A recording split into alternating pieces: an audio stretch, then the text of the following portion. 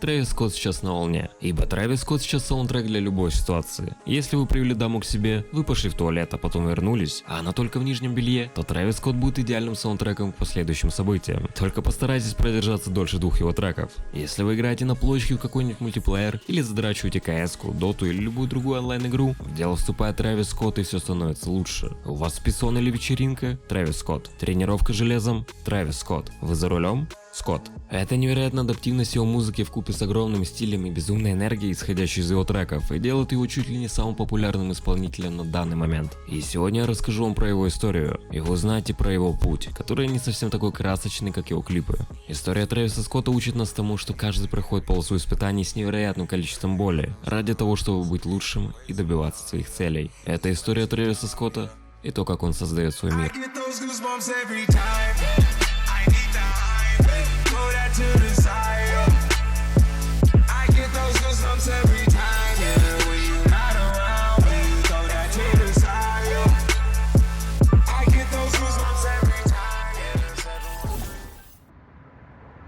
Жак Берман Уэбстер II родился 30 апреля 1992 года в пригороде Хьюстона, Миссури, штат Техас. На удивление, он жил в полной семье, были и мама, и папа, но так как они были почти всегда заняты, он жил вместе со своей бабушкой до 6 лет, вместе со своим старшим братом Маркусом, которому диагностировали аутизм в раннем возрасте. Жили они, кстати, в одной тесной комнатке, а сам дом находился в Саус-Парке, не совсем тот Саус-Парк, о котором мы подумали. Саус-Парк образца Хьюстона был куда больше про насилие, криминал, чем про абсурдное веселье. Райончик был на грани того, чтобы стать полноценным гетто. Позже родители забрали его оттуда вместе с братом, ибо там происходило безумное дерьмо. Голод, нищета, преступность, убийство. Не настолько все плохо, как, допустим, в том же Комптоне, но поверьте мне, жить или тем более растить там своих детей вы бы точно не хотели. После этого они переехали в Миссури. Там район был уже более благоприятный. Средний класс, хорошая инфраструктура. В общем, для семьи из гетто это был успех. И это не мудрено, ибо его мать работала в Apple, то ли консультантом в сторе, то ли маркетологом, а у отца был свой бизнес. С его отцом есть пара интересных моментов. Батя Трэвиса, Жак Вебстер старший, был участником соул-бенда в молодости, где поиграл на пианино и барабанах. Но то ли не задалось, то ли жизнь и семья немного изменили приоритеты в сторону стабильного заработка. Но все равно даже после этого он не бросал музыку и поигрывал в свободное время. Увидев такое же стремление к музыке в своем младшем сыне, он подарил ему первую ударную установку в возрасте 3 лет. И это изменило многое, ибо Трэвис играл как бешеный, не попадая в ритм поначалу, но со временем он стал буквально мастером в этом плане. Также были попытки обучить Трэвиса игре на пианино, что в будущем помогло ему. И эта музыкальность внутри Трэвиса привела к тому, что он начал прогуливать школу, чтобы писать биты и делать свой рэп.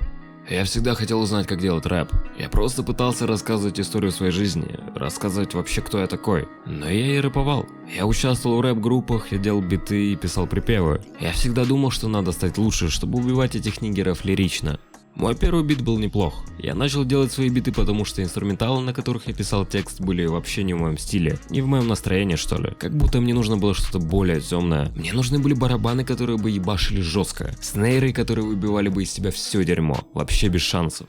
Юный Трэвис Скотт не совсем понимал, зачем ему эта школа, но даже если он был в школе, он занимался музыкой. Он фристайлил, битбоксил на уроках, в общем, это клиника. Пассажир абсолютно неизлечим. Диагноз – музыка. И это вообще не нравилось Жаку Вебстеру старшему, ибо когда-то жизнь дала ему понять, что музыка не заработаешь простому человеку. И он хотел отградить младшего от тех же граблей. И поэтому между ними были даже драки и словесные перепалки из-за этого, но страсть не убьешь. Мой отец мог зайти в мою комнату и сказать: «Выруби эту хуйню нахуй!» Он мог вообще отключить электричество или выдернуть из розетки шнур. И как же много из-за этого битов не сохранилось или просто умерло. Мы с отцом могли подраться прямо перед моими друзьями. Меня это всегда бесило. Друзья вообще не понимали этого. Они говорили, что твои родители должны быть 100% на твоей стороне. Они должны быть твоей командой поддержки. Я просто послал это нахуй.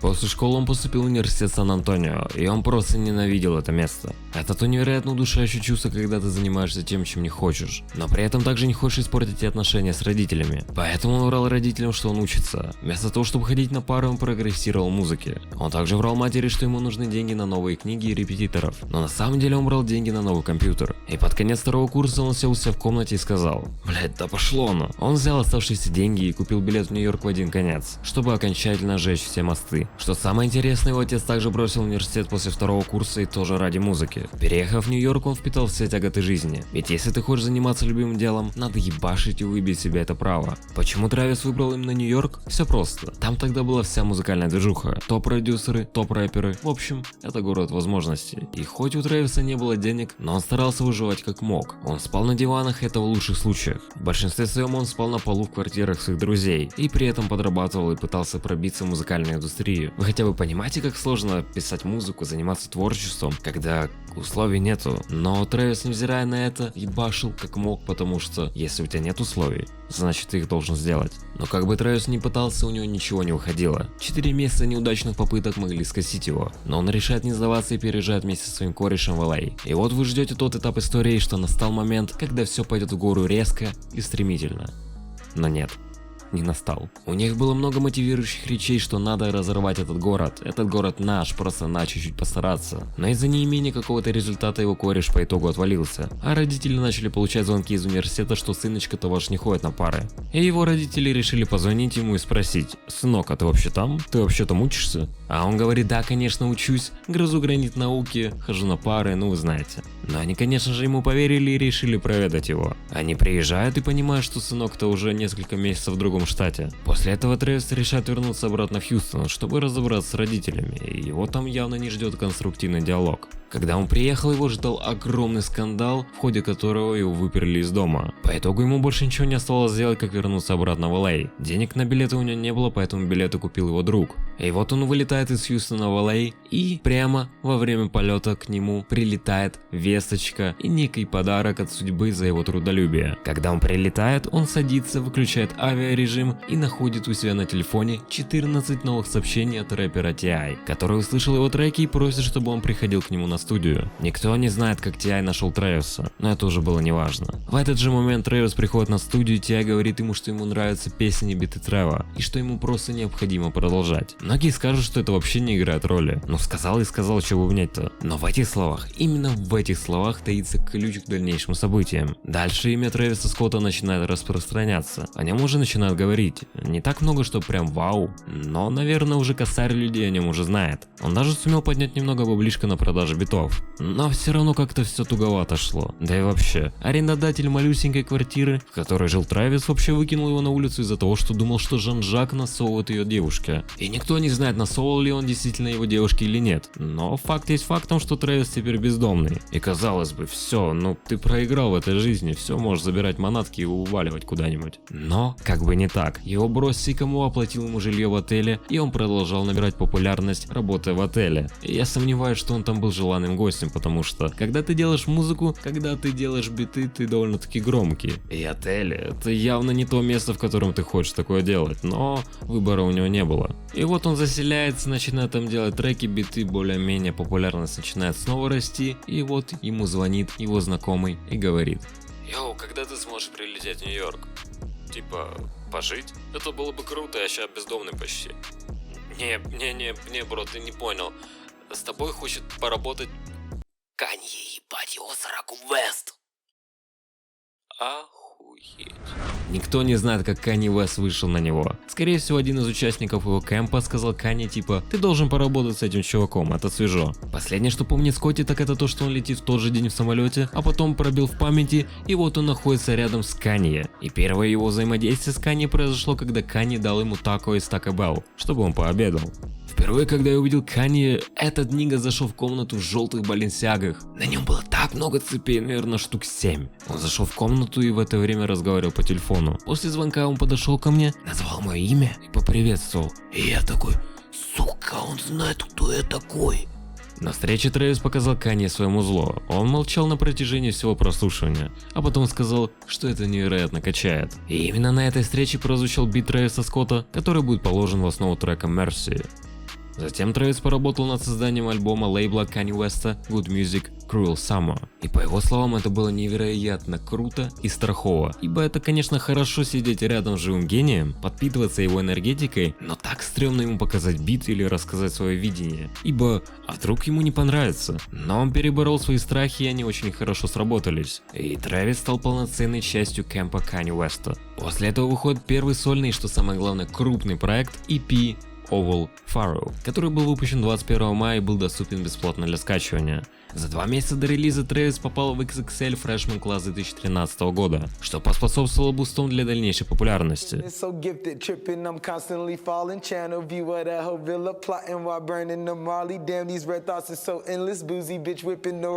Oval Pharaoh был издан без какой-либо помощи лейблов, и это было очень свежо, немного рвано, экспериментально, и там Трэвис больше пытается читать, но также там можно услышать фирменный автотюн. Бенгером с этого альбома однозначно является Upper Echelon, записанный совместно с T.I., который и открыл Трэвиса Скотта этому миру, и рэпер 2 Chainz. И там прям наш любимый Трэвис не дать не взять. EP Oval Pharaoh был очень хорошим первым шагом, очень хорошим, но этого все еще мало, поэтому Трэвис принимает решение работать дальше. В августе 2014 года выходит второй студийный микстейп Days Before Rodeo, и это последний шаг в становлении индивидуального стиля Трэвиса. Он обрел свое звучание и дальше будет его только развивать. Days Before Rodeo получился более комплексным, из-за этого более интересным. Качество мастеринга также выросло. Теперь ты слушаешь это и понимаешь, что это сделано не на коленке. Почему этот альбом называется Дни до Родео? Да потому что это тизер следующего релиза, который выйдет в 2015 году. И теперь это не микстейп, а полноценный дебютный альбом под названием Rodeo.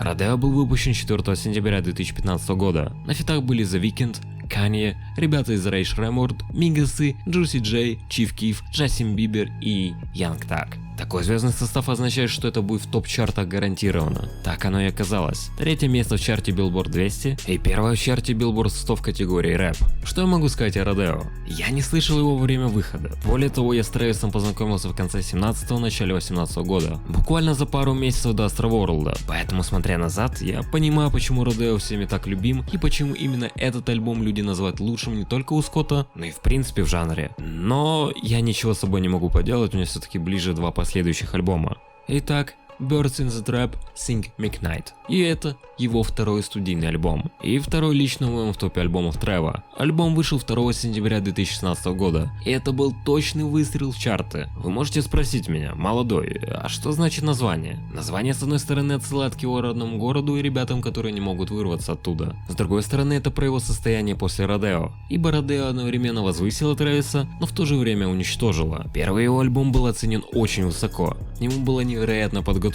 Чтобы сделать обложку, и именно такую, которую я видел Трэв, понадобилось 5 месяцев, и все это для того, чтобы экшн-фигурка Трэвиса выглядела хорошо. А потом и видео на трек 902.10, которое делалось 8 месяцев, и все это делает, чтобы увековечить Rodeo музыкальной истории. В этом же клипе снялась эта фигурка. И после такого подъема Жак Вебстер потерял ту легкость. Он почувствовал ответственность за следующую работу. Давление на него было слишком велико. Абсолютно все ждали следующий шаг от Трэвиса Скотта. И он немного подебрессовал из-за этого, а потом сказал: да хуй с ним, буду делать с кайфом, и выпустил Birds in the Trap, Sing McKnight. И этот кайф многие оценили, поэтому этот альбом оказался на первой строчке Billboard 200, но многие были также разочарованы. А я что? А я кайфую, ведь это очень хороший альбом.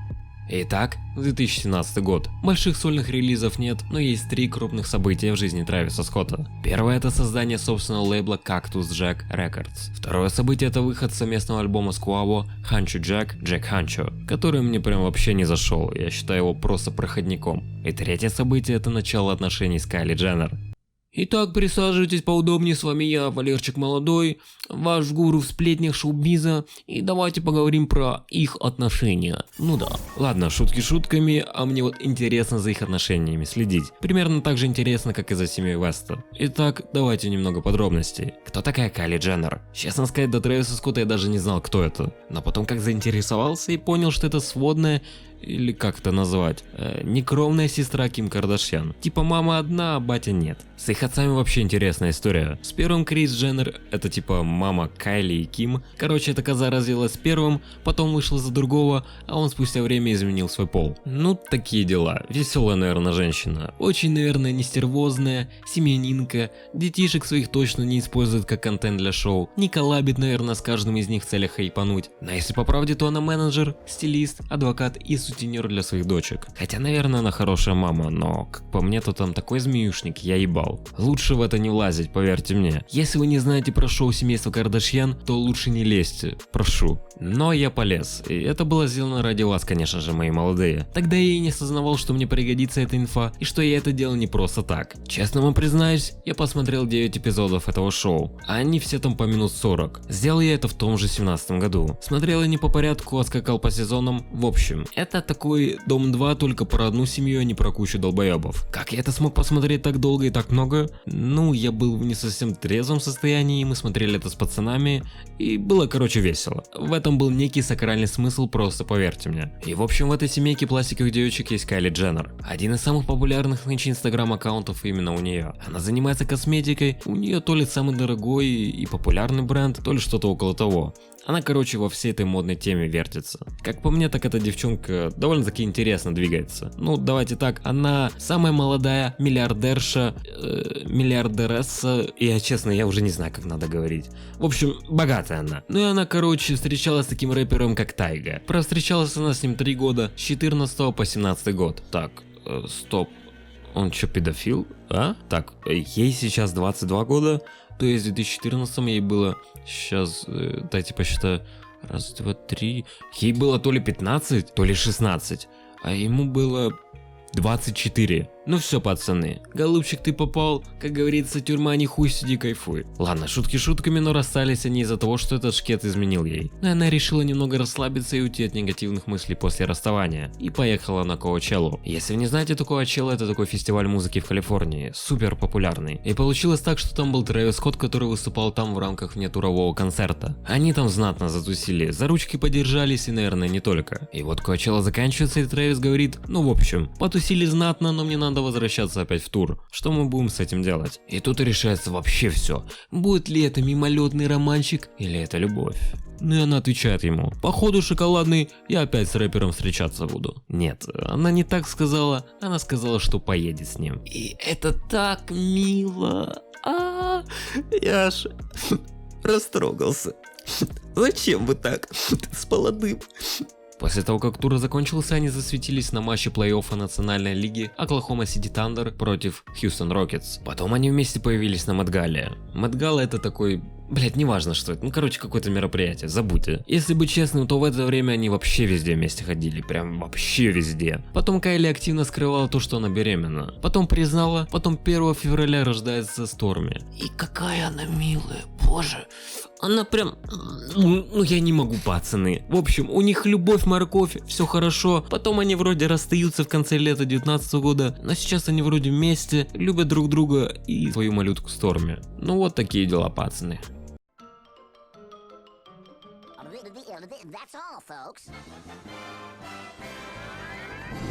Ладно, ребят, покончим с этой клоунадой. Давайте за серьезную тему. Куда более серьезную, чем Кайли Дженнер. Уж простите мне те ребята, которые следят за их отношениями. Мы тут все-таки про музыку говорим. Итак, один из самых, если не самый важный альбом 2018 года — Astro World. Что можно сказать про этот альбом? Отличная концепция, отличная идея и отличное исполнение. Этот альбом лучше прошлых практически во всем и подарил мне просто невероятное количество эмоций при прослушивании. Будто я реально посетил этот легендарный Six Flags Astro World и покатался на американских горках. Как по мне, так это заслуженно лучший альбом. Наряду с Тестингом, и Табу — это лучшие работы 2018 года. Про Астро многое сказали, даже я на своем прошлом канале рассказал про концепцию и идею этого альбома. Все вы знаете про тоскующего Жака Вебстера, который был расстроен, что его любимый парк аттракционов закрыли, и теперь он решил сделать свой собственный парк аттракционов. Но получилось так, что он создал не просто парк, а свой собственный мир, свою стилистику, свой язык исполнения, и создал себя он сам с нуля. И это не просто так, он создал себя действительно с нуля. Просто отмотайте на 10 минут назад и вспомните, как он спал на полу, подрабатывал на каких-то ущербных работах, как он был выкинут из дома, жил у друзей и вообще не имел денег.